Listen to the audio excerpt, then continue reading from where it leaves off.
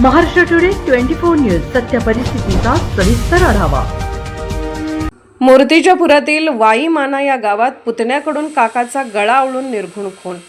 घरगुती वादातून रक्तरंजित शेवट, माणा पोलिसांची झपाट्याने कारवाई। अकोला जिल्ह्यातील मूर्तिजापूर तालुक्या अंतर्गत येणाऱ्या वाईमाना या शांत गावाला हादरवून टाकणारी थरारक घटना समोर आली आहे। घरगुती वादातून पुतण्याने स्वतःच्या काकाचा गळा आवळून निर्घुण खून केल्याचे उघड झाले आहे। 26 मार्च रोजी सकाळी मृत्यू नैसर्गिक असल्याचा बनाव करण्यात आला होता। मात्र वैद्यकीय अहवालात गळा आवळल्याचे स्पष्ट होताच माणा पोलिसांनी तपासाची दिशा बदलत वेगाने चक्र फिरवले। ठाणेदार गणेश नावकर यांच्या नेतृत्वाखाली पोलिसांनी गोपनीय माहितीच्या आधारे संशयितांना ताब्यात घेतले। चौकशी दरम्यान संगीता भटकर आणि पुतण्या स्वप्नील भटकर यांनी गुन्ह्याची कबुली दिल्याने खुनाचे धक्कादायक सत्य समोर आले। या घटनेने परिसरात भीतीचे सावट पसरले असून पोलिसांचा तपास अधिक तीव्र करण्यात आला आहे। महाराष्ट्र टुडे मराठीसाठी ब्युरो रिपोर्ट संजय दास, मूर्तिजापूर, अकोला।